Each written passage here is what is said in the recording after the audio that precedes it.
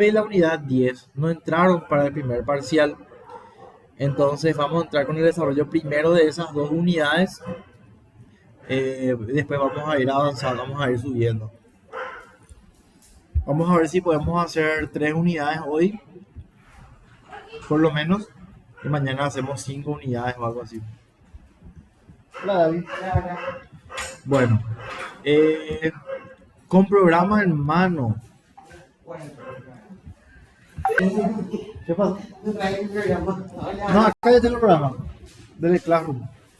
Unidad 9 arranca de la interdicción de la inhabilitación. Y tenemos que arrancar con la interdicción, situaciones que se dan los interdictos, requisitos, procedimientos para la declaración de interdicción.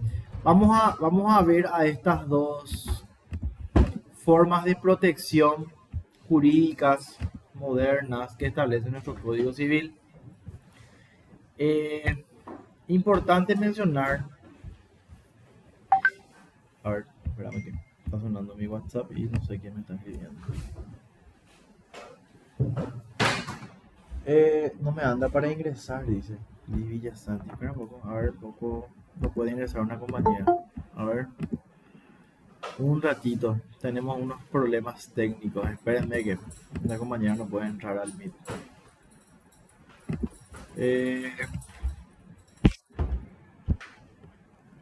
Podés cerrar y abrir todo.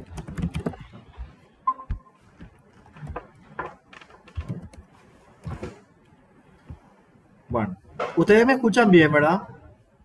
Súper bien, yo al menos sí, súper. Bueno, tengo batería. Bueno, entonces vamos a arrancar. Ahora vamos a arrancar con la unidad 9 y la unidad 10. Vamos a hablar de la interdicción, como le decía, y de la inhabilitación, ¿verdad?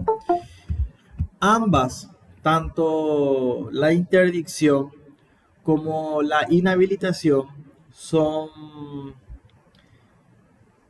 soluciones jurídicas, protecciones jurídicas que establece nuestro Código Civil para aquellas personas que sufren o que padecen algún tipo de discapacidad o algún tipo de inhabilidad. Cuando hablamos de la interdicción, hablamos de una incapacidad absoluta de derecho, y cuando hablamos de inhabilitación, hablamos de una incapacidad relativa de hecho. Perdón, yo creo que dije de derecho, de hecho, ¿verdad? Tanto la interdicción como la inhabilitación restringen las capacidades de hecho de las personas, ¿sí? De aquellas personas que tienen, como les mencioné, de problema físico, de problema mental, algún tipo de problema de salud que vamos a ver ahora, ¿verdad? Pero en eso, ese es el concepto central de interdicción e inhabilitación. Para eso están estas soluciones jurídicas. Se pueden entender como restricciones de derechos para el sujeto, es cierto, pero no, la ley no lo hace desde el sentido de restringir el derecho como tal, sino que para proteger y para salvaguardar sus intereses es que la interdicción y la inhabilitación restringen las capacidades de hecho de los sujetos, ¿verdad? Entonces eso es importante saber, ¿verdad? O sea, si yo soy una persona que estoy bajo un régimen de interdicción o bajo un régimen de inhabilitación, la ley lo que hace es cuidarme a mí, asignarme un curador para que éste actúe en mi nombre o me asista en el caso de la inhabilitación. Así opera esto, así funciona, ¿verdad? Entonces, no es un castigo, sino que es a todo lo contrario, ¿verdad? Es una protección, una salvaguarda para que podamos entender de qué vamos hablando, ¿verdad? Bueno, entrando en materia, tenemos, a ver, no sé si se ve mi pantalla un poco ahí, che. Sí, se ve. Bueno, tenemos que en función al estado mental, tenemos hay diferentes grados ¿cómo podemos decir? Diferentes grados de problemas mentales que puede padecer una persona, ¿verdad? De inhabilidades mentales, ¿verdad?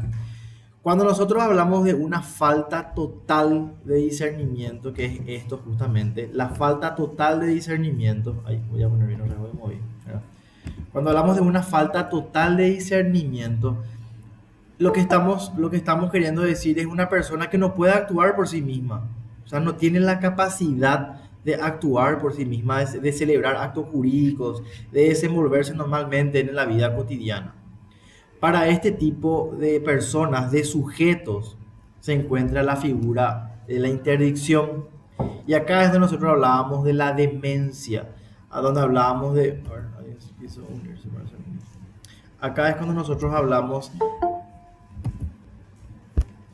Ahí, parece que ahí la acepté. Acá es cuando nosotros hablamos de ese estado de la persona que está loca, hablando coloquialmente, ¿verdad? En donde para... A ver, le estoy admitiendo nomás a unas personas. En donde para estas, la ley prevé, previo juicio, ¿verdad? Porque hay un juicio de por medio, una incapacidad absoluta de hecho.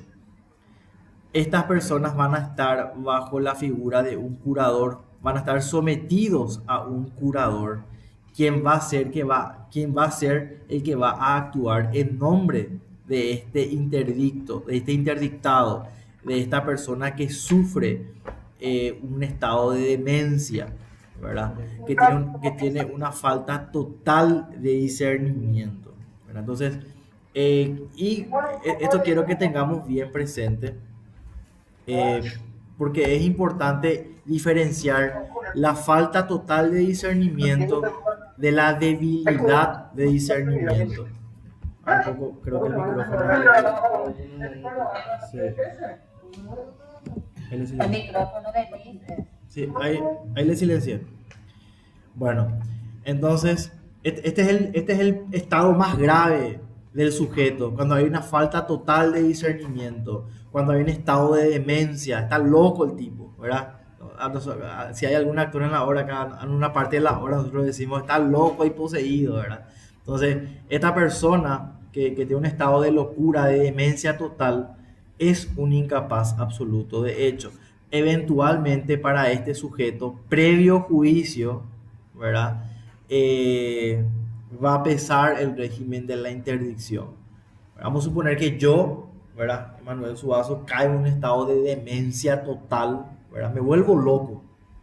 Entonces, eventualmente, previo juicio, que vamos a ver enseguida quiénes son los que pueden denunciar, y para abrir un poco este juicio, quiénes son las personas habilitadas, va a ser este juicio, ¿verdad? Mediante la sentencia de un juez, el que dictamine que el régimen de la interdicción va a pesar sobre mí, y eventualmente se va a nombrar un curador permanente, ¿verdad? Va a ser un curador definitivo quien va a actuar en mi nombre para celebrar actos jurídicos. ¿Por qué? Porque yo paso a ser un incapaz absoluto de hecho, ¿verdad? Otro concepto importante, tenemos que saber diferenciar de la incapacidad absoluta de la incapacidad relativa. Cuando hablamos de incapacidad absoluta de hecho, estamos hablando de que uno por sí mismo ya no puede celebrar ningún tipo de acto jurídico, necesita de la representación de otra persona. Entonces, en este momento, cuando nos encontramos frente a una falta total del discernimiento, a un estado de demencia por parte de un sujeto, es que podemos entender que sobre él podría pesar un régimen de interdicción. De hecho, es un requisito de la interdicción que el sujeto hay dos causales de interdicción: la falta total de discernimiento, ¿verdad? Y los sordomudos que no pueden darse a entender, ¿verdad? Son los dos casos bajo los cuales eventualmente está prevista, ¿verdad? Está previsto, mejor dicho, el régimen de la interdicción. Ahora vamos a pasar a la debilidad del discernimiento. Podemos ver que la falta total de discernimiento es el estado más grave, hablando en términos mentales. Después tenemos la debilidad del discernimiento. Es como un escalón, no es absolutamente grave, es un nivel intermedio de gravedad, podríamos decir, ¿verdad? Cuando una persona sufre algún tipo de problema, ¿verdad? Pero que no es una falta total de discernimiento. No estamos hablando de un estado total de demencia, sino que estamos hablando de una debilidad mental nada más, ¿verdad? De un estado fronterizo, dice, ¿verdad? Hay momentos en los que estás lúcido, momentos en los que tenés algunos problemas de índole mental. Entonces, también la norma entiende que estas personas necesitan de un curador. ¿Para qué? Para no, en el caso, como en el caso de la interdicción, que les represente, sino que en este caso les asista, ¿verdad? Y acá vamos a encontrar la primera diferencia entre la interdicción y la inhabilitación. El interdicto, el interdictado, vamos a suponer que yo soy interdictado, sufro de demencia, ¿verdad? En este caso, mi curador, que es Gabriela, lo que va a hacer es representarme, ¿verdad? Cuando yo tenga que celebrar actos jurídicos, yo no los puedo celebrar porque soy un incapaz absoluto de hecho. Entonces Gabriela me va a representar a mí. Eso es en el caso de que sobre mí pese el régimen de la interdicción. Pero si sobre mí pesa el régimen de la inhabilitación como consecuencia de una debilidad en cuanto a mi discernimiento, de un estado intermedio de daño mental que yo posea, ¿verdad? Entonces sobre mí pesa un régimen que se llama la inhabilitación, ¿verdad? En este caso yo no soy un incapaz absoluto de hecho, en este caso soy un incapaz relativo de hecho. Ciertos actos jurídicos no patrimoniales los puedo llevar a cabo. El término correcto es extrapatrimonial, ¿verdad? Yo, en mi calidad de inhabilitado, porque sufro de una debilidad de discernimiento, puedo celebrar algunos actos jurídicos no patrimoniales. Tienen que ser actos jurídicos extrapatrimoniales. ¿Y cuál es el ejemplo de un acto jurídico extrapatrimonial? Casarse. Ese es un acto jurídico extrapatrimonial, por ejemplo. O sea, si sobre mí pesa un régimen de inhabilitación, yo me puedo casar, lo puedo hacer. Lo que no puedo hacer es transferir bienes. Lo que no puedo hacer es vender algo, comprar algo, celebrar un negocio jurídico es lo que no puedo hacer. Como inhabilitado, la ley me prohíbe. No porque la ley me castigue, como decía al principio, sino que lo que hace la ley es salvaguardar mi patrimonio, salvaguardar los derechos de propiedad que yo posea, los derechos reales que yo posea. Entonces, este es el primer pantallazo. Estamos entrando un poco en calor después de mucho, ¿verdad? Vamos entrando un poco a los conceptos, ¿verdad? Y como les decía al principio, esta parte voy a leer. La interdicción dice es una institución jurídica mediante la cual, a través de una sentencia judicial, se priva al sujeto del gobierno de su persona y de la administración de sus bienes, en razón de que la enfermedad mental o la sordomudez que padece es lo suficientemente grave como para impedirle por completo el desarrollo de una vida normal. O sea, estos regímenes o regímenes jurídicos actuales, como el de la interdicción y la inhabilitación, están enfocados al cuidado de la persona. Le restringen los derechos, pero en aras de cuidar justamente su patrimonio y sus derechos, ¿verdad? Eso es importante entender. Ahora, hablando de la interdicción propiamente hablando, porque en esta unidad lo que vamos a tocar es interdicción e inhabilitación. Hablando de la interdicción, tenemos requisitos de fondo y tenemos requisitos de forma. Cuando hablamos de requisitos de fondo, estamos hablando de que sobre quiénes pesa o podría pesar este régimen de interdicción. ¿Cuáles son los requisitos que tiene que tener o con que tiene que contar la persona que es pasible de ser interdicta, ¿verdad? Y acá hablamos de la enfermedad mental o la sordomudez, ¿verdad? Cuando hablamos de la enfermedad mental, hablamos de una enfermedad mental grave, ¿verdad? La cual no te permita a vos desarrollar una vida normal. Por eso al principio decíamos, hace unos minutos atrás, un estado de demencia, ¿verdad? Esa gente que está loca, completamente loca. Esa gente, esquizofrenia, esa gente que le faltan los jugadores en la cancha, ¿verdad? Que ya no vuelve ese estado de locura. Bueno, ese es es un requisito de fondo en cuanto a las características que tiene que tener el sujeto que es pasible de una interdicción o de una sordomudez, ¿verdad? Cuando ese sordomudo, supongamos que yo soy un sordomudo y no puedo darme a entender a los demás de ninguna otra manera. No hablo lenguaje de señas, no sé escribir, no sé hacer nada. Entonces, en este caso, para mí que soy un sordo mudo, que no sé darme a entender de otra manera, también eventualmente, previo juicio, puede pesar sobre mí el régimen de la interdicción. ¿Para qué? Para que una persona en representación mía actúe, o sea, mejor dicho, me represente a la hora de celebrar actos jurídicos, ¿verdad? Entonces, dos requisitos: o enfermedad mental grave o sordomudez. La esencia en ambas es la gravedad, ¿verdad? La habitualidad, que decimos que es que tiene que ser algo constante en la persona, ¿verdad? Eh, y bueno, eso en cuanto a los requisitos de fondo, ¿verdad? Ahora vamos a ver los requisitos de forma. ¿Cuáles son las formalidades que tienen que darse para que sea efectiva o sea efectivo este régimen de interdicción que va a pesar sobre el sujeto? Siempre yo venía, o sea, venía mencionando que es previo juicio, ¿verdad? Pero ese juicio consta de una formalidad y arranca con una denuncia. O sea, vamos a traer el ejemplo, ¿verdad? Gaby se da cuenta de que yo padezco de una locura, caí en un estado de demencia gravísimo yo. Entonces, Gaby, para salvaguardar mis derechos, supongamos que Gaby es mi cónyuge. Entonces, Gaby, para salvaguardar mis derechos, ¿qué hace? Denuncia, ¿verdad? Mi estado mi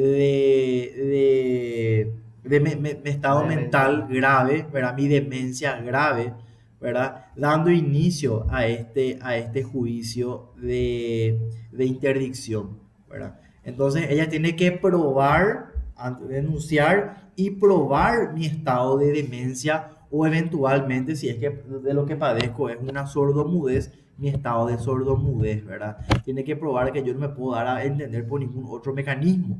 Entonces, en estos casos se da el primer paso, ¿verdad? Dentro de estos requisitos de forma, que es la denuncia. Ese es el primer paso. Luego, esta denuncia es admitida por el juez. Se admite la denuncia, ¿verdad? Si eventualmente esa denuncia, o en esa denuncia no caben las pruebas suficientes, la denuncia se rechaza. Así de sencillo. Pero si la denuncia cuenta con las pruebas necesarias, esa denuncia se admite. ¿Qué pasa en este momento? Este es un proceso. Estamos hablando de requisitos de forma. Se admite la denuncia y el juez nombra un curador o hasta dos curadores provisorios. Provisorios. ¿Por qué provisorios? Porque estamos en el marco de un juicio. Entonces, el juicio dura una cantidad X de tiempo. Entonces, la persona, como la entidad, vamos a decir, como el Estado ya está al tanto de lo que me está pasando, entonces el juez tiene que nombrar eventualmente un curador provisorio. Cuando salga la sentencia, el curador va a ser definitivo. Pero mientras el juicio está en curso, él o los curadores, porque pueden ser hasta dos, va a ser provisorio, ¿verdad? ¿Y por qué dos curadores? Porque eventualmente el juez puede decir, bueno, yo voy a nombrar un curador para que se haga cargo de la persona y un curador para que se haga cargo de los bienes. Así, eso en cuanto a los curadores provisorios. El juez puede dictar o puede eventualmente nombrar hasta dos curadores. No es que siempre va a nombrar dos curadores. Tiene la posibilidad de hacerlo, ¿verdad? En el marco de este juicio de interdicción. Ahora bien, se hizo la denuncia, se nombraron los curadores provisorios. Lo que se hace en este juicio es se presentan las pruebas. ¿Cómo? A través de exámenes médicos. Como sabemos, el juez no es un doctor. El juez es un letrado, es una persona que sabe de derecho, no sabe de medicina. Entonces lo que hace es el juez, asesorado por un profesional médico o un especialista o más de un especialista, evalúa el estado de salud de esta persona que es la denunciada, ¿verdad? Evalúa su estado de salud, sus análisis, diversos estudios médicos, se le trae a la persona para verificar su estado de salud. Si esa persona no se puede mover, pues el juez va hasta donde está la persona con los especialistas, acompañado de los especialistas, ¿verdad? Para examinarle a esta persona. Y bueno, se examina su estado de salud, ¿verdad? Se aprecian, se evalúan las pruebas, ¿verdad? Y a partir de ahí, de que se valoraron las pruebas, es que se admite eventualmente la interdicción. ¿Por qué se le da tanta preponderancia a la evaluación de las pruebas? ¿Por qué es tan importante esto dentro del marco del juicio? Porque dependiendo de que si estamos hablando de un estado mental grave, de una sordomudez grave, o si estamos hablando de un estado de salud mental intermedio, no tan grave, o un estado de sordomudez en el cual el sujeto puede comunicarse, va a pesar la interdicción o la inhabilitación. Acá es donde el juez habla a través de su sentencia y dice, bueno, una vez evaluado, considerado el estado de salud del sujeto, hecha la denuncia, analizado o valorado, la opinión de los médicos, de los especialistas, es que se puede comprobar, doy un ejemplo, un estado de enfermedad mental grave, o se puede comprobar un estado de sordomudez grave, donde el sujeto no se puede comunicar de otra manera. Entonces ahí se admite a través de su sentencia el estado grave de ese sujeto y se declara la interdicción del sujeto. Entonces en esa sentencia se designa un curador ya no provisorio, va a ser un curador definitivo, ¿sí? Y se inscribe esa sentencia. Entonces a partir de ese momento va a ser el curador definitivo quien va a representar al interdicto, ¿verdad? En la celebración de actos jurídicos. ¿Por qué? Porque el interdicto ya es un incapaz absoluto de hecho. No puede celebrar ningún tipo de acto jurídico, sea patrimonial o extrapatrimonial, no lo puede hacer. No puede celebrar ningún acto jurídico. Es un incapaz absoluto de hecho. Ahora, ese es el escenario A. Vamos al escenario B. Nuevamente, entró la denuncia, se arrimaron las pruebas, compareció el denunciado, se arrimaron los estudios médicos, los diagnósticos, el juez convocó a los especialistas, le evaluaron los especialistas al denunciado, pero se comprueba de que la enfermedad mental no es grave. No, la sordomudez no es grave, el sujeto se puede comunicar eventualmente, ¿verdad? O estamos hablando de no un enfermo mental, estamos hablando de un alcohólico, estamos hablando de un drogadicto, estamos hablando de un débil mental, de una persona que padece de demencia senil, ¿verdad? Entonces cuando estamos ante este tipo de situaciones, de diagnósticos por parte de los especialistas, el juez no es que a través de su sentencia va a declararle interdicto a la persona. No, la va a declarar inhabilitada. Va a decir, esta persona va a estar inhabilitada. ¿Qué es la inhabilitación? Es igual a una incapacidad relativa de hecho. También se le asigna un curador, también. Pero ese curador no es que le representa al inhabilitado. Más bien, le asiste, le acompaña. Este inhabilitado eventualmente puede celebrar actos jurídicos extrapatrimoniales. Para los actos jurídicos patrimoniales es donde le asiste su curador, le acompaña. Porque la finalidad del curador, tanto para la interdicción como para la inhabilitación, es de cuidarle a él. ¿Se acuerdan de Romanos 1? El curador tiene ya que cuidar a la persona. Lo mismo ocurre en el derecho actual, en nuestro Código Civil. El curador del interdictado y el curador del inhabilitado tienen la responsabilidad de velar por la salud, por la recuperación de este interdictado o de este inhabilitado, ¿verdad?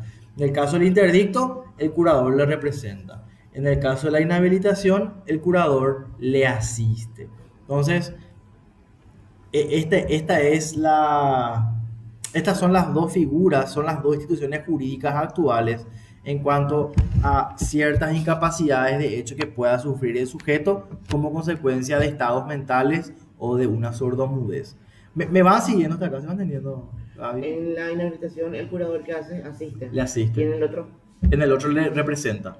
En la En todo. interdicción la representa. Exacto. Me van siguiendo Cristian, Caro, me van siguiendo. ¿Sí? Bueno. Súper bien. Nosotros dijimos que habían requisitos de fondo y requisitos de forma, ¿verdad? Y cuando hablábamos de requisitos de forma, nosotros decíamos que tenía que haber una denuncia de alguien. ¿Se acuerdan? Tenía que haber una denuncia. Entonces, hay ciertas personas quienes son las que están habilitadas a denunciar este estado mental o el estado de este sujeto, ¿verdad? ¿Quiénes son? el cónyuge. Él o la cónyuge, no separados de hecho o divorciados. Y si están divorciados, el inocente nada más es el que puede pedir la declaración de interdicción o inhabilitación. El hijo. El divorciado, el inocente. ¿Qué el inocente? El que no tuvo la culpa en el juicio. Ah. Viste que, vamos a suponer, ¿te acuerdas que nosotros dimos divorcio? Para hacer nomás un pantallazo, ¿verdad? Porque acá es natural que surja la duda. Dice, pueden pedir la declaración. O sea, ¿quiénes son los que pueden denunciar entonces? El cónyuge. Él o la cónyuge, ¿verdad? No separados de hecho, o sea, no tienen que estar separados. Y si están divorciados, tiene que ser el inocente. ¿Quién era el inocente? Sobre quién no cometió ninguna de las causales de divorcio. Él es el inocente. Entonces, estas personas eventualmente pueden denunciar el Estado o pueden denunciar y pedir la declaración de interdicción o de inhabilitación del sujeto, ¿verdad? Es la primera persona que puede hacerlo. Segundo, los parientes hasta cuarto grado de consanguineidad y segundo de afinidad, ¿verdad? Un ratito, voy a admitirle a alguien. Y tercero, el defensor de los incapaces, ¿verdad? El defensor de los incapaces es una especie de abogado, ¿verdad?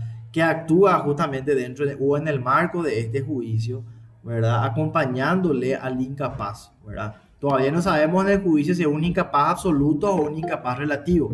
Lo que sabemos es que es un incapaz, ¿verdad? Entonces, son estas tres las personas las que pueden solicitar la declaración Cónyuge. de interdicción o de inhabilitación. Cónyuge, pariente hasta el cuarto grado de consanguinidad y segundo de afinidad, y el defensor de los incapaces. En las unidades siguientes vamos a ver quién es el pariente que está en el cuarto grado de consanguinidad y segundo de afinidad. Eso vamos a ver también, no se vayan a preocupar. Y por último dijimos el defensor de los incapaces. Ahora bien, hay tres partes en el juicio, ¿verdad? Está el denunciante, quien puede ser él o la cónyuge, el pariente, ¿verdad? Está el denunciado, vamos a suponer, Gaby está casada conmigo, nosotros vivimos juntos, y yo caigo en un estado de locura, de demencia. Entonces, en esta parte, Gaby puede denunciar ante un juez mi estado y solicitar la declaración de interdicción o de inhabilitación eventualmente. Entonces, en este caso, Gaby, como mi cónyuge, cumple el papel de denunciante. Yo, que soy el denunciado, ¿verdad? Porque a mí me denunció, porque yo lo que padezco el problema, ¿verdad? Y por último, el defensor de los incapaces. Estas son las partes en el juicio, ¿verdad? Después dijimos que existía la denuncia, ¿verdad? Por parte de una de las personas, el nombramiento de un curador provisorio, que dijimos que podían ser uno o hasta dos curadores provisorios, y después teníamos nosotros la valoración del estado de salud del denunciado a través del asesoramiento o del acompañamiento de unos especialistas, ¿verdad? A partir de ahí, el juez habla a través de su sentencia y designa un curador definitivo. ¿Quiénes pueden ser los curadores definitivos? Pueden ser cónyuges, si no están separados, hijos de padres viudos, ¿verdad? En el caso que él ya no tenga cónyuge, ¿verdad? El más idóneo, padres de hijos solteros y hermanos y tíos. Ellos pueden ser los curadores eventualmente del interdictado o del inhabilitado. Ellos pueden ser los curadores definitivos. A través de la sentencia, el juez puede designar a alguna de estas personas como los curadores definitivos. Cónyuges, si no están separados. Hijos de padres viudos, el más idóneo. ¿Por qué? ¿Por qué el más idóneo? Porque es el que tiene que cuidar de la persona, es el que tiene que administrar, es el que tiene que representarle en el caso de la interdicción, ¿verdad? Y los hermanos o tíos, siempre son personas cercanas al denunciado, ¿verdad? Porque se entiende que son personas que le van a acompañar y le van a cuidar, ¿verdad? ¿Cuáles son las funciones del curador definitivo? Representar al incapaz, cuidar, dice a la persona, y administrar bienes del incapaz. ¿Quién es el que, y principalmente, la recuperación de la salud del interdicto? La reeducación del sordomudo, por ejemplo. ¿Por qué dice la reeducación del sordomudo? Cuando hablamos de un sordomudo que no puede darse a entender a través de otra manera, ¿cuál es la tarea o qué régimen pesa sobre él primero? Sobre el sordomudo que no puede darse a entender. ¿Cuál es el régimen que pesa sobre él? ¿La interdicción o la inhabilitación? La interdicción. Entonces, si yo soy un sordomudo, si yo caí en estado de sordomudez por X motivo y no me puedo dar a entender a través de otra forma, a través de otra manera, de otra forma, y el juez habla a través de su sentencia, ¿verdad? Y me impone un régimen de interdicción a mí. ¿Cuál es la tarea de mi curador? Reeducarme, intentar de que yo pueda comunicarme a través de otra manera, de otra forma. Por ejemplo, el lenguaje de señas. Por ejemplo.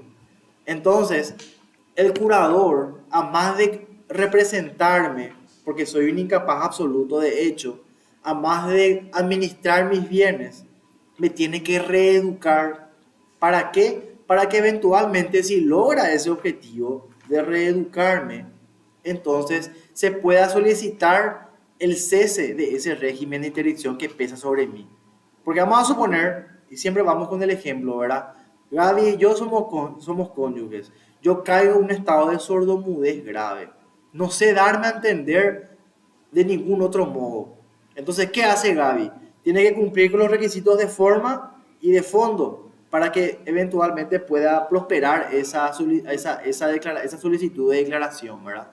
Entonces, soy un sordomudo, tengo una incapacidad para comunicarme, ya cumplo con los requisitos yo de fondo, yo cumplo con esos requisitos. Ahora lo que tiene que hacer Gaby como mi cónyuge es cumplir con los requisitos de forma. ¿Cuáles dijimos que eran los requisitos de forma? Acá están. Denuncia que yo caí en un estado de sordomudez, tiene que arrimar las pruebas y tenemos que comparecer ante un juez. Ese es el primer requisito de forma. Luego esta denuncia tiene que ser admitida o rechazada. Se valora eso, ¿verdad? Si se admite la denuncia, el juez nombra curador o curadores, porque puede nombrar hasta dos, provisorios. Eventualmente uno va a cuidarme a mí y otro va a administrarme. Suazo, tu micrófono está apagado. ¿Eh? No, ahí me escuchan. Ahora sí. Recién nomás o hace rato. Desde hace rato ya. Y Cuando dejaste de presentar, ya hace rato ya. yo no dejé de presentar. Espera En que. internet, pues. A mi internet puede ser que haya macaneado. Espera que. Sí. Hace 10 minutos para ella. Es posible. Típico nadie avisó. Me tienen que avisar así si no me escuchan. Te avisamos, pero no escuchamos. Te quedaste en la parte de partes en el juicio. Denunciante, denunciado y defensor de incapaces. Ah, bueno, espérame que. Vamos a hacer algo.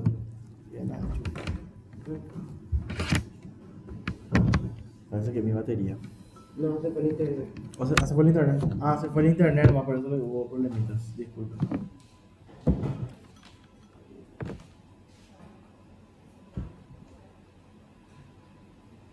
Ahí está. Bueno.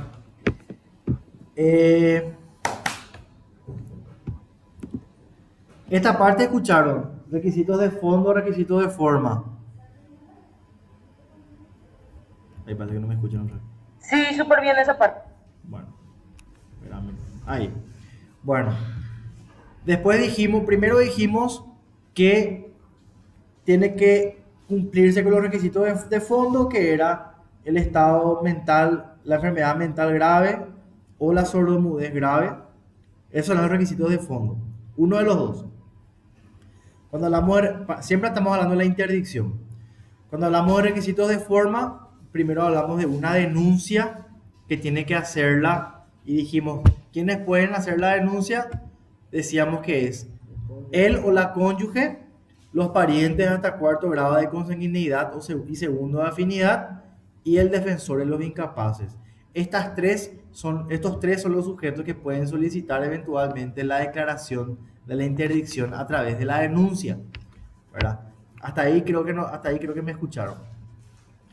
Y también Así es. existen tres partes en este juicio, porque estamos hablando de un juicio. Siempre estamos hablando de un juicio. Cuando hablamos de interdicción, cuando hablamos de inhabilitación, estamos hablando del mismo juicio. El mismo juicio, solamente que el juez, una vez que valora las pruebas, una vez que evalúa el estado mental de la persona, es que va a decir, ok, Suazo es un enfermo mental grave. Suazo es un sordomudo que no puede darse a entender de otra manera. Entonces, sobre él, declaro que pesa el régimen de la interdicción. Entonces, en este caso, cuando sobre mí pesa el régimen de la interdicción, yo me convierto en un incapaz absoluto, de hecho. Yo necesito que el curador, en este caso, me represente, actúe en nombre de mí. Me convierto en una especie de sui juris, no sé cómo, así más o menos, para darle una analogía, ¿verdad? Yo soy un incapaz absoluto, de hecho, ¿verdad? Y yo les daba el ejemplo hace rato, creo que no se escuchó. Vamos a hacer el ejemplo, Gaby y yo estamos casados, ¿verdad? Y yo caigo en un estado de demencia grave o una sordomudez grave. Entonces, ¿qué hace Gaby? Pide la declaración de interdicción al juez, denuncia mi estado mental grave o mi sordomudez grave. Una vez que ella hace la denuncia y arrima las pruebas, se abre este juicio en el que hay tres partes. El denunciante, en este caso que es Gaby, porque es mi cónyuge y ella puede denunciar este estado, puede solicitar esta declaración de interdicción, ¿verdad? Y también la otra parte soy yo. Yo soy el denunciado, quien sobre eventualmente va a pesar este régimen de interdicción o de inhabilitación. Y por último, el defensor de los incapaces, ¿verdad? Entonces, estas son las tres partes del juicio. Son las partes que van a interactuar dentro de este juicio, ¿verdad? ¿Qué pasa en este juicio? ¿Qué dijimos que era el primer paso? La denuncia. Se arrimaban las pruebas y el juez declaraba, admitía la denuncia y declaraba o nombraba curador provisorio. 1 o hasta 2 curadores provisorios. Para que uno se ocupe de cuidarme a mí y otro se ocupe de administrar mis bienes. Entonces, se nombran estos dos o un curador provisorio. Hasta 2 se pueden nombrar. Después, yo voy a comparecer ante el juez, porque yo soy el denunciado, yo soy el que tiene problema mental grave, yo soy el que padece de este problema mental grave o de esta sordomudez. Entonces yo me presento ante el juez, comparezco ante él evalúa mi estado mental en acompañamiento a especialistas, porque el juez pues no es médico, entonces especialistas le acompañan al juez, evalúan mi estado de salud, aprecian las pruebas y a partir de ahí es que el juez, a través de su sentencia, admite la declaración de interdicción o de inhabilitación en función a la gravedad de mi estado mental o de mi estado de salud. Evaluando eso, que el juez dice, bueno, ¿usted es un interdicto o usted es un inhabilitado? ¿Cómo está, señor? ¿Qué te dijo? Sí. Ahí es donde el juez, a través de su sentencia, ¿verdad?, designa un curador definitivo, ya no es un curador provisorio, ¿verdad?, y se inscribe esa sentencia, ¿verdad? Entonces, ese es el proceso que tiene que transitar este juicio que me va a declarar eventualmente a mí como interdicto o inhabilitado. ¿Quiénes pueden ser curadores definitivos? Hay ciertas personas que pueden ser curadores definitivos. Pueden ser cónyuges si no están separados. Que nosotros decíamos en el ejemplo cuando empezábamos a desarrollar. Gaby es mi señora, está casada conmigo. Entonces el juez puede eventualmente nombrarle a Gaby como mi curadora, ¿verdad? Porque estamos casados, pues no estamos separados. Después pueden ser hijos de padres viudos, el más idóneo siempre. ¿Por qué el más idóneo? Porque es la persona que va a tener que administrar mis bienes. Porque es la persona que va a tener que cuidarme. Entonces, por eso tiene que ser el más idóneo, ¿verdad? Padres de hijos solteros también pueden ser declarados curadores definitivos, hermanos y tíos. Todas estas personas eventualmente pueden ser declaradas curador o pueden ser declarados curadores definitivos de esta persona que sufre una incapacidad mental o un estado de sordomudez, ¿verdad? Y quiero a ver si se quedó el conocimiento. El interdicto es un incapaz absoluto o relativo de hecho. Absoluto. Absoluto. Y el inhabilitado es un incapaz relativo. ¿Cuáles son las funciones del curador? ¿Por qué se le nombra a este curador? En el caso del interdicto, el curador tiene que representarle al incapaz. ¿Por qué tiene que representar al incapaz? Arbo, alguien del mismo me puede decir, ¿por qué el curador tiene que representarle al incapaz? Caro, Joa, Lili. ¿Por qué tiene que representarle el curador al incapaz en el caso de la interdicción? Porque el interdicto es un incapaz. Porque no está en sus capacidades mentales, ¿verdad? O capacidad total de poder desenvolverse. Exacto. Y por ende es un incapaz absoluto de hecho. Por ese motivo, como él es un incapaz absoluto de hecho, él no puede celebrar ningún acto jurídico, ni patrimonial ni extrapatrimonial. Entonces, un tercero, en este caso el curador, tiene que ser quien le vaya a representar, ¿verdad? Cuando vaya a celebrar actos jurídicos. Segunda tarea, segunda función del curador definitivo, cuidar de la persona y administrar los bienes del incapaz. Decíamos de vuelta, es un incapaz absoluto de hecho. Entonces tiene que cuidarle y tiene que administrar los bienes. Y la principal función es la recuperación de la salud del interdicto, la reeducación del sordomudo, dice. ¿Por qué dice reeducación del sordomudo? Porque el sordomudo eventualmente puede aprender a hablar, por ejemplo, el lenguaje de señas. Entonces, está dentro de las funciones de un curador definitivo, de un interdictado, ayudarle, asistirle para que éste pueda aprender a hablar, por ejemplo, el lenguaje de señas, ¿verdad? Y pueda comunicarse nuevamente y pueda desenvolverse, ¿verdad? Entonces, esta es la figura de la interdicción como tal. Temas importantes otra vez que hay que también saber acá adentro. Nosotros, ¿qué decíamos del interdictado? Es un incapaz absoluto de hecho. Y acá tenemos actos realizados por interdictos. ¿Qué pasa si ese interdictado realizó algún acto jurídico con anterioridad a la sentencia o con posterioridad a la sentencia? ¿Qué pasa con esos actos jurídicos? En el caso, sí, dice, cuando el interdictado esté aún vivo, dice, puede declararse nulo si se prueba falta de razón en el momento del acto. Vamos a suponer que yo caigo en un estado de mental grave, ¿verdad? Ahí. Espérate. Vamos a suponer que yo caigo en un estado mental grave, ¿verdad? Y yo celebro un acto jurídico bajo ese estado mental. Eventualmente, ese acto jurídico puede declararse nulo. Se puede declarar nulo, pero tiene que probarse la falta de razón. A mí que no me molesta. En el momento del acto. Ah, bueno.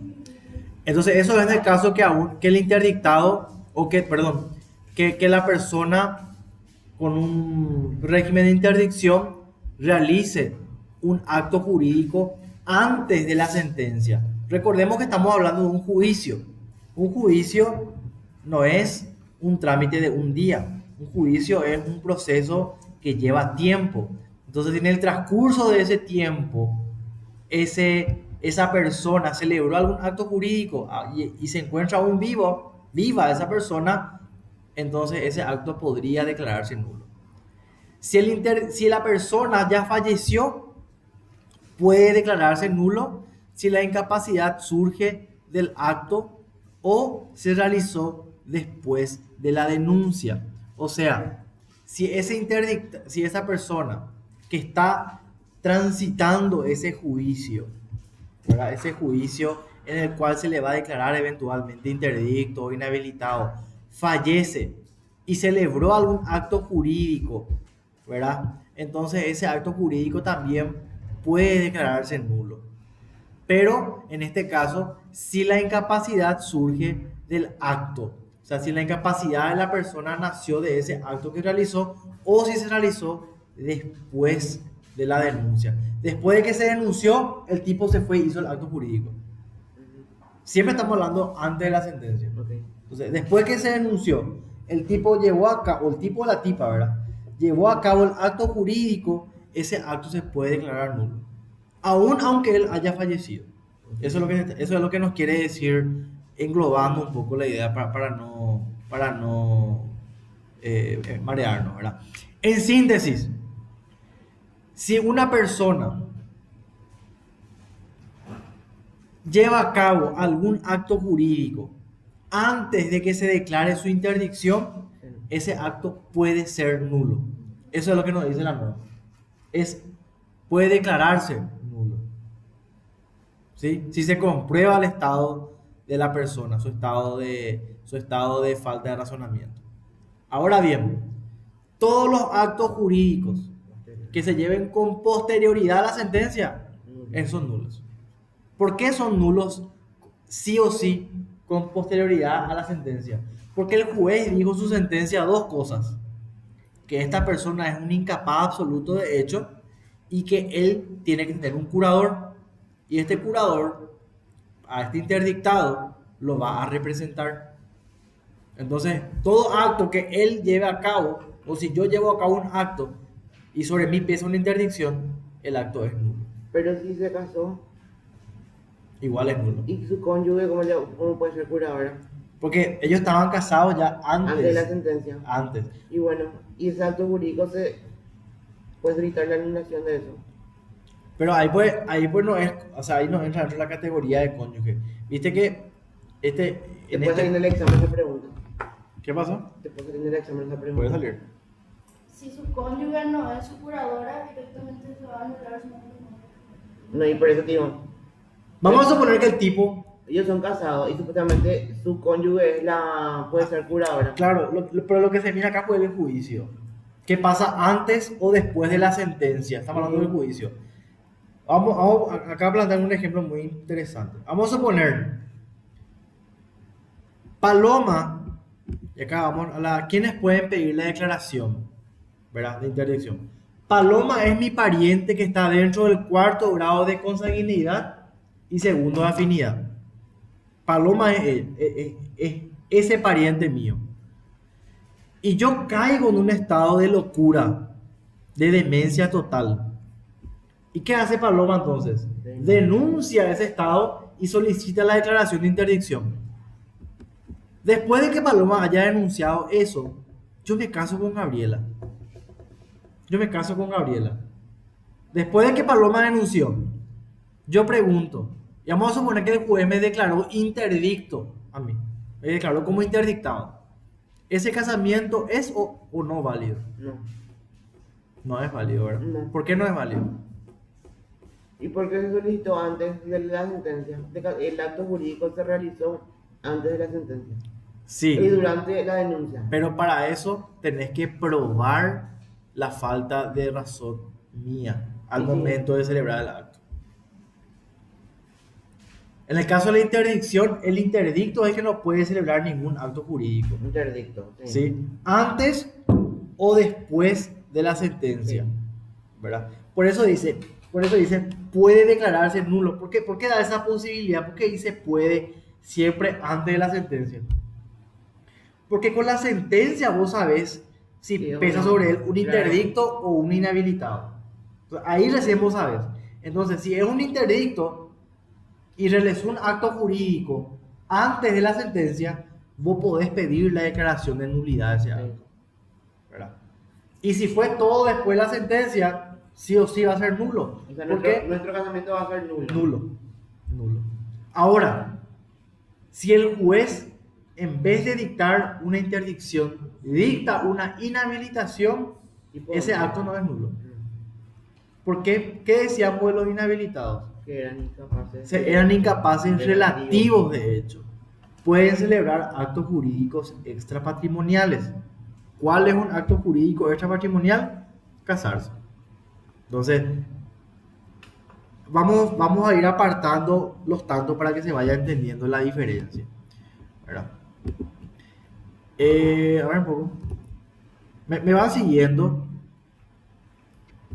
Se me hace que... Sí, estamos. Sencillo, Yo por lo ¿no? menos estoy. Bueno, Súper bien. si no se entiende que la vida no se entiende, un pito lo que está diciendo, así vamos a tocar de vuelta el tema. Bueno, entonces, ¿qué es lo que estábamos mirando recién? La validez o no validez de los actos jurídicos realizados por ese sujeto antes o después de la sentencia. Eso es lo que estábamos analizando. ¿Qué pasa si el interdictado, antes de la sentencia, porque la sentencia es lo que le declara interdictado, antes de la sentencia, si el interdictado realizó algún acto jurídico, ese acto jurídico puede declararse nulo? Existe la posibilidad de hacerlo. Hay que probar nada más la falta de razón en el momento de celebrar el acto. Eso nada más hay que probar. En el caso de que el sujeto haya llevado a cabo un acto jurídico y la sentencia ya se emitió, entonces en este caso todos los actos jurídicos que lleva a cabo este sujeto son nulos.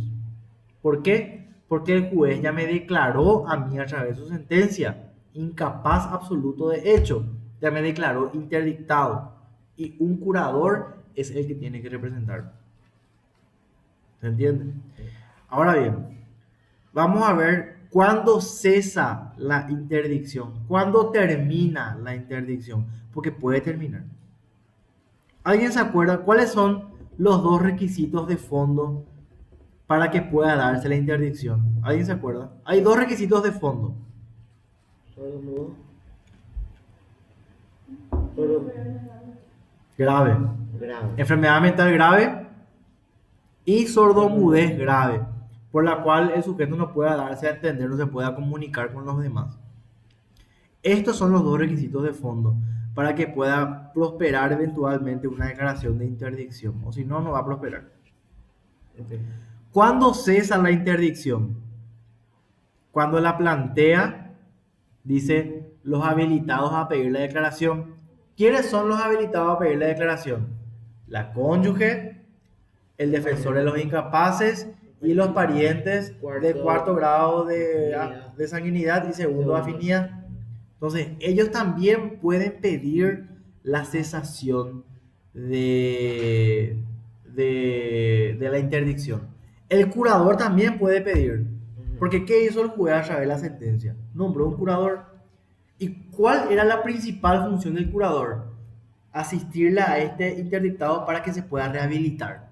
Entonces, si el curador le rehabilitó al interdictado, el curador también puede solicitar la cesación de la interdicción. Y por último, también acá le vemos al interdicto, o sea, al interdictado. ¿Por qué? Porque el tipo eventualmente recuperó la razón o eventualmente recuperó la forma de comunicarse, aprendió a hablar en señas.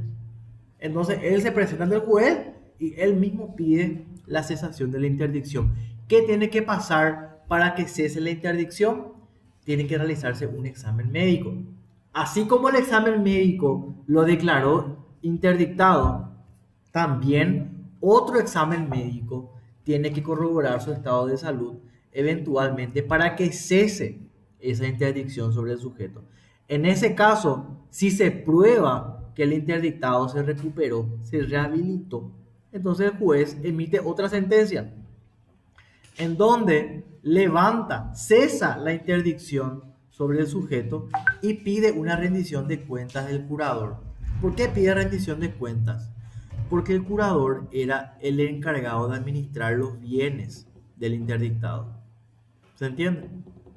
Entonces, la interdicción puede cesar, por supuesto que sí, pero tiene que probarse que la persona se rehabilitó. ¿Cómo se prueba eso? A través de un examen médico. ¿Cómo se cesa la interdicción? A través de una sentencia también. ¿Quiénes pueden plantear la cesación de la interdicción? Los habilitados para pedir la declaración. ¿Quiénes eran los habilitados para pedir la declaración de interdicción? Decíamos que era la cónyuge, los parientes en cuarto grado de consanguinidad y segundo de afinidad y el defensor de los incapaces. Ellos eran los habilitados a pedir la declaración. Ellos también pueden pedir la cesación de la interdicción. El curador también lo puede hacer y el interdicto mismo puede también solicitar la cesación de la interdicción. Es todo esto que vimos ahora es en cuanto a la interdicción.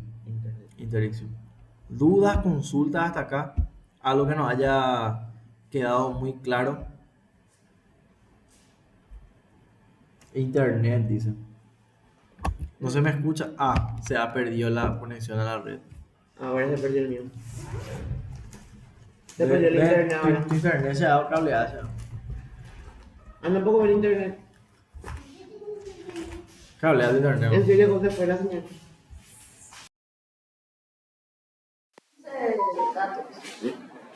Voy a usar mi... No, yo uso mi wifi, no hablo.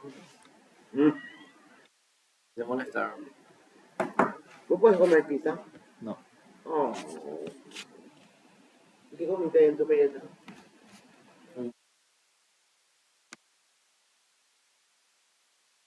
Hiciste keto. A mí me da simpático porque esto bonito. Y vamos a comer pizza. No hay comer más. No, como te como. Para.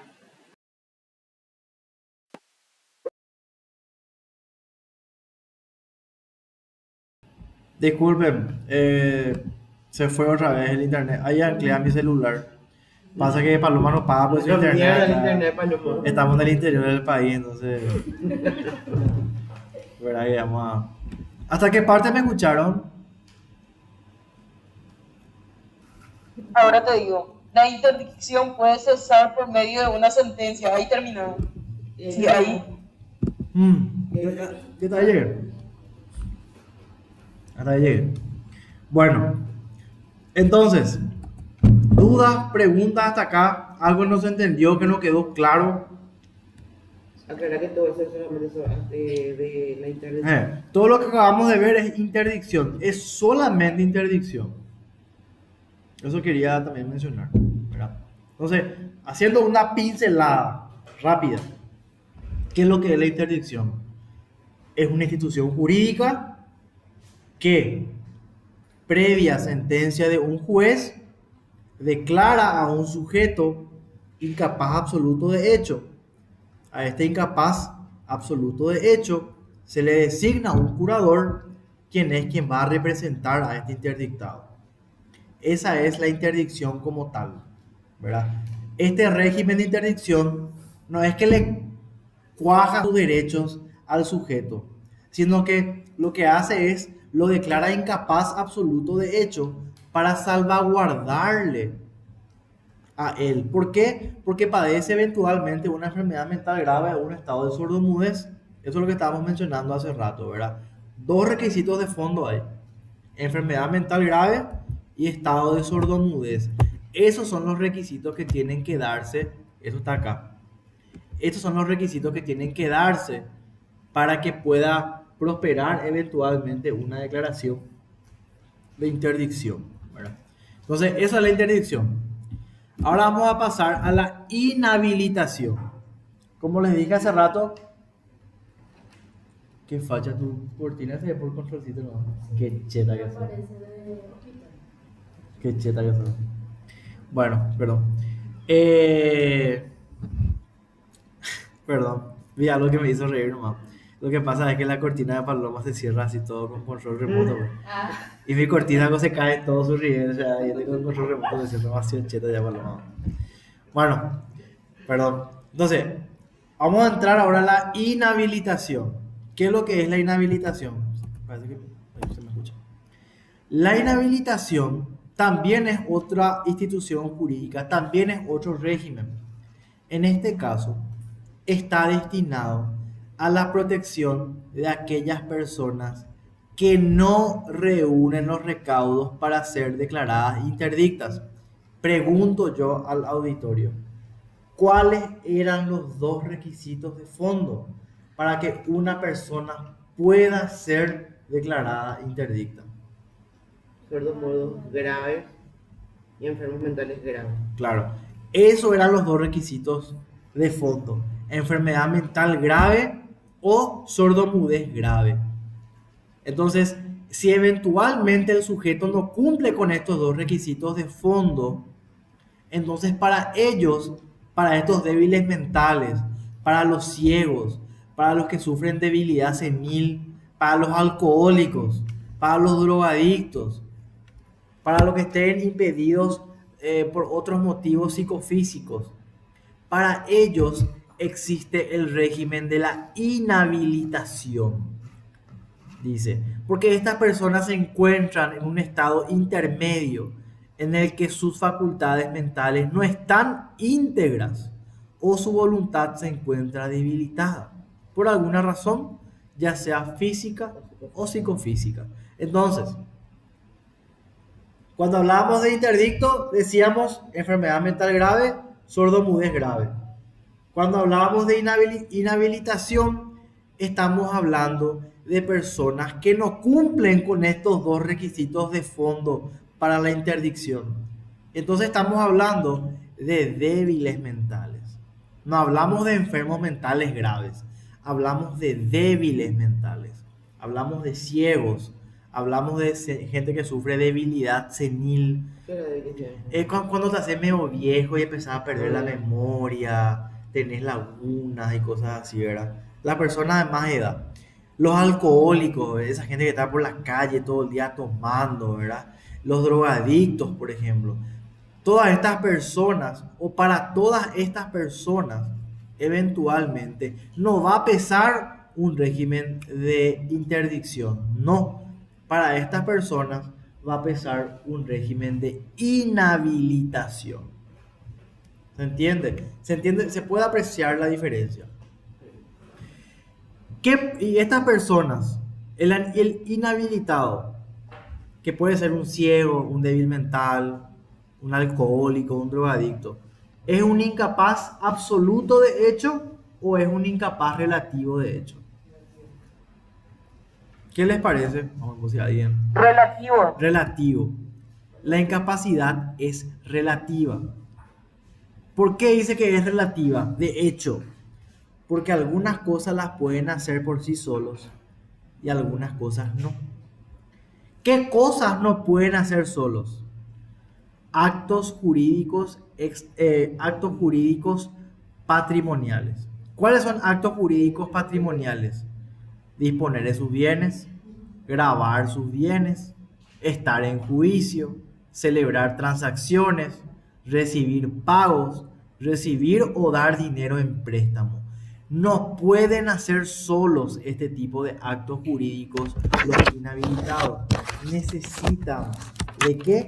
De la autorización del curador. Ya no es que el curador les representa. Acá tenemos la segunda diferencia fundamental con respecto a la interdicción. En la interdicción, el curador le representa al interdictado. ¿Por qué le representa? Porque el interdictado es un incapaz absoluto de hecho. En la inhabilitación, el curador no le representa, le autoriza, le asiste al inhabilitado. ¿sí? Le tiene que acompañar, no puede hacer solo el inhabilitado este tipo de actos jurídicos. Disponer de sus bienes, grabar sus bienes, estar en juicio, celebrar transacciones, recibir pago o dar o recibir dinero en préstamo. Esto no lo puede hacer solo. Necesita que su curador le autorice, no le represente, le autorice. El curador solamente representa al interdictado. Al inhabilitado, el curador le asiste, le acompaña, le autoriza. ¿Qué puede hacer por su cuenta el inhabilitado? Algunos bienes puede administrar, puede alquilar, puede recibir importe de la locación y puede invertir en los gastos de conservación. Y me van a preguntar, pero acabas de decir que no puede disponer de sus bienes. Porque en estos casos estamos hablando de actos patrimoniales que no devienen de una transacción. Vamos a suponer, yo estoy ciego o yo soy un alcohólico, ¿verdad? En este caso, yo no puedo vender mi casa, pero sí puedo alquilar mi casa. Si yo alquilo mi casa, no estoy perdiendo mi patrimonio. Al contrario, lo estoy rentabilizando. Entonces, por eso la ley me permite eventualmente alquilar mi casa, si es que yo soy un inhabilitado, o mejor dicho, si estoy bajo el régimen de inhabilitación, yo puedo alquilar mi casa. Por ende, puedo recibir el importe del pago de la locación, ¿verdad? O sea, yo soy un alcohólico y el juez dictó sobre mí, mediante su sentencia, el régimen de inhabilitación. Yo puedo alquilar mi casa. Yo puedo recibir la plata por el importe del alquiler. Y eventualmente puedo hacer gastos de conservación del inmueble que estoy alquilando. Estos son los tres tipos de actos que puedo celebrar en cuanto a la administración de mis bienes. Sin el curador. Sin el curador. Ahora bien, también puedo celebrar otro tipo de actos jurídicos, pero estos actos jurídicos son extra patrimoniales. Por ejemplo, contraer matrimonio, reconocer hijos, testar y ejercer la patria potestad. Ninguno de estos actos jurídicos son patrimoniales, por eso se llaman extra patrimoniales. No tiene nada que ver con la transmisión de bienes o de patrimonio. Entonces, los puedo llevar a cabo por mi cuenta, yo en calidad de inhabilitado. Entonces, esa es la principal diferencia que estamos viendo entre la interdicción y la inhabilitación. Para ambos casos, tiene que darse este juicio. Para ambos casos, tiene que hacerse una denuncia. Tiene que comparecer el sujeto. Tiene que admitirse la denuncia. Eventualmente el juez va a nombrar un curador provisional, un curador provisorio. Para ambos casos se van a examinar o se le va a examinar al sujeto y en compañía de unos especialistas el juez va a valorar el estado de salud y va a valorar las pruebas. ¿En qué radica la diferencia? La única diferencia es que en la sentencia, el juez dice, en función a la incapacidad de este sujeto, lo declaro interdicto o inhabilitado. Esa es la única diferencia. Los dos juicios son exactamente iguales. En ambos casos, para la interdicción y para la inhabilitación, también aplican las mismas reglas. O sea, ¿quiénes pueden pedir la declaración de inhabilitación? La cónyuge o el cónyuge, los parientes hasta el 4º grado de consanguinidad y 2º de afinidad, el defensor de los incapaces. Ambos pueden pedir la declaración de inhabilitación o la declaración de interdicción. ¿Por qué hago esta diferencia? Porque la diferencia solamente se da acá. En el último paso, en la sentencia se da la diferencia. El juicio es uno solo. Pero la sentencia es lo que nos va a decir. En el juicio no se declara. En el juicio es donde se declara. Entonces, en la sentencia lo que va a decir es si yo soy un interdictado o si soy un inhabilitado en función a mi discapacidad. Si yo soy un ciego, pregunto, si yo soy un ciego, ¿soy interdictado o inhabilitado? Inhabilitado. Inhabilitado. Si yo soy un alcohólico, ¿soy inhabilitado o interdictado? Alcohólico. Inhabilitado. Si yo soy un enfermo mental grave, ¿yo soy un interdictado o un inhabilitado? Interdictado. Interdictado. Entonces, esa es la diferencia. En la sentencia el juez lo que va a decir es si soy interdictado o si soy inhabilitado en función a mi problema psicofísico. Eso es lo que el juez va a valorar. En este cuadro se establecen perfectamente las diferencias para poder entender globalmente de lo que estamos hablando. En caso de los interdictos, vamos a hablar del discernimiento. Vamos a partir de ahí. En cuanto al discernimiento, ¿qué es el discernimiento? Es la capacidad de entendimiento que tiene el sujeto. Vamos a ponerme de ejemplo a mí. Si yo no tengo luego ninguna capacidad de discernimiento, estoy loco. En este caso, el juez va a decretar o va a declarar sobre mí la interdicción. Ahora, si mi discernimiento no es que es una carencia total, no es que yo soy un enfermo mental, no, es insuficiente, porque sufro de debilidad mental nomás. Entonces, en este caso, mi discernimiento es insuficiente, o sea, el juez va a decretar sobre mí una inhabilitación nada más. No es un estado absoluto de carencia total de discernimiento. ¿Verdad? En cuanto a los actos patrimoniales, los interdictados no pueden realizar actos patrimoniales. ¿Por qué? Porque el interdictado es un incapaz absoluto, de hecho. Interdictado o el interdicto, mejor dicho, interdictado es la persona. El interdicto es igual a una incapacidad absoluta, de hecho. La inhabilitación, que es otra figura jurídica, es igual a una incapacidad relativa, de hecho. O sea, el inhabilitado puede eventualmente llevar a cabo algunos actos jurídicos por su cuenta. Algunos actos jurídicos. ¿Qué es lo que vimos acá? Puede casarse, puede reconocer hijos, puede testar, puede ejercer patria potestad. Estos actos jurídicos extrapatrimoniales, el inhabilitado los puede hacer, por supuesto que sí.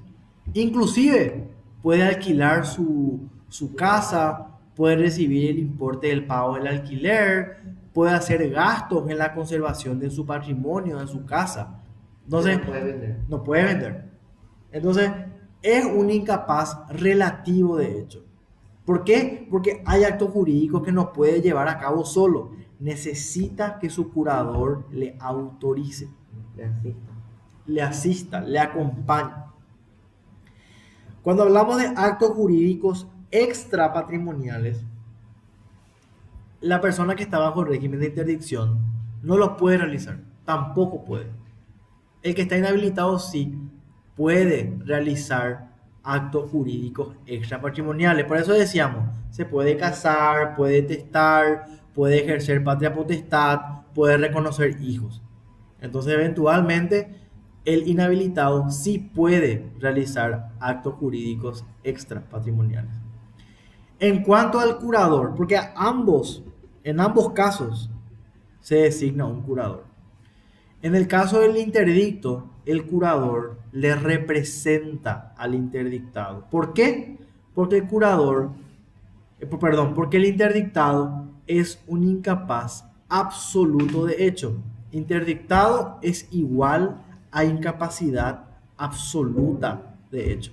Eso lo tenemos que saber sí o sí. En el caso del inhabilitado, le asiste. ¿Por qué le asiste? Porque el inhabilitado es un incapaz relativo, de hecho. ¿Sí? Entonces, estas son las diferencias que se pueden apreciar en cuanto a la interdicción o en cuanto a la inhabilitación. ¡Qué miedo! ¿Ustedes ven algo ahí? No, por eso me tengo miedo. Bueno. Ok. Entendimos. ¿Ya terminó? Ahora con ¿Ah? esta es casi la última ya. Esto ya terminaría. ¿Qué querés meter? Después no. Ah, ahora vamos a hacer unos ejercicios. ¿Hay dudas, preguntas, algo que no quedó claro, que no se entendió, Paloma? Hacer la pregunta.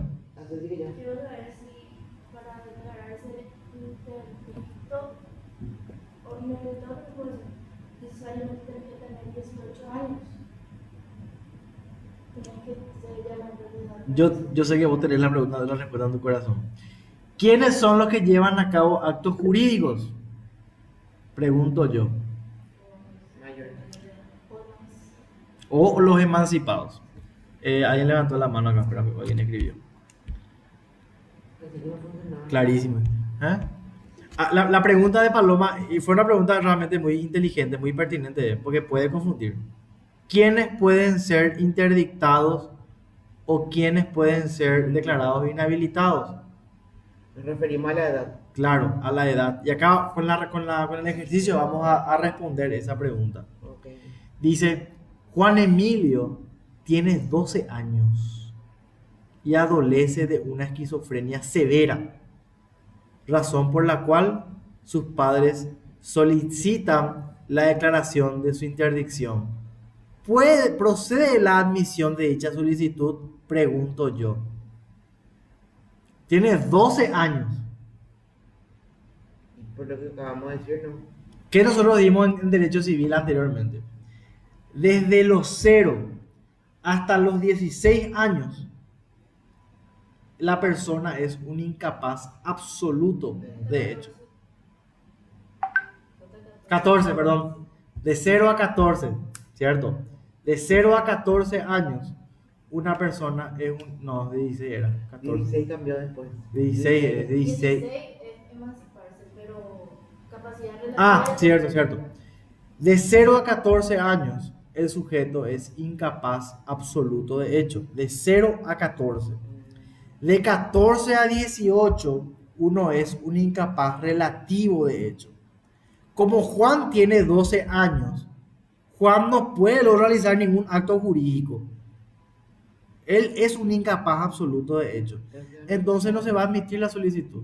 Porque ¿cuál es el espíritu? Y de vuelta, acá con esta pregunta se entiende el espíritu de la interdicción y de la inhabilitación.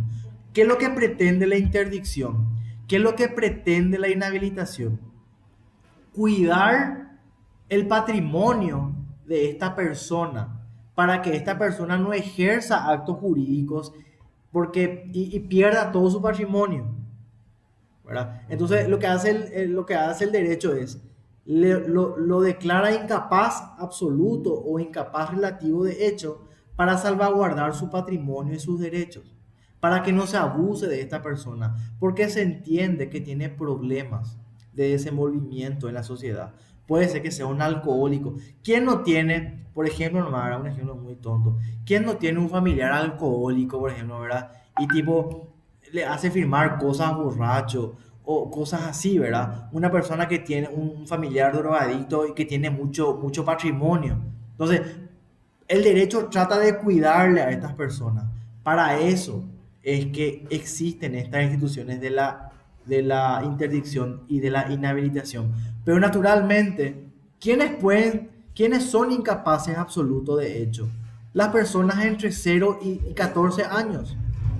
Entonces, Juan Emilio, que tiene 12 años, no puede luego realizar ningún acto jurídico porque tiene 12 años. Entonces, no va a proceder la admisión de la solicitud. Solamente para las personas que pueden llevar a cabo actos jurídicos es para las cuales está prevista este régimen de interdicción o este régimen de inhabilitación. Vamos a la segunda pregunta. Silvia, de 25 años de edad, padece de una grave alteración de sus facultades mentales a causa del consumo permanente de heroína y LSD. Procede la declaración de inhabilitación para Silvia. ¿Y qué nosotros veíamos antes de contestar la pregunta? ¿Cuáles eran los requisitos de fondo para los inhabilitados? Acá está. Débiles mentales, ciegos, debilidad senil, alcohólicos, drogadictos, dice, ¿verdad? Entonces, en este caso, Silvia le baja heroína, le aplica LSD. ¿Qué es LSD? Una droga. Padece de una grave alteración de sus facultades mentales. Una grave alteración de sus facultades mentales a causa del consumo permanente de heroína y LSD. ¿Procede la declaración de inhabilitación para Silvia? Sí. ¿Por qué no puede ser interdicto? ¿Por qué no puede ser interdicto? Y sus facultades mentales son graves. Porque es a causa del consumo. A causa, pues. Porque es a causa del consumo de heroína. La interdicción es para la enfermedad mental grave. Esta es una alteración, no es una enfermedad.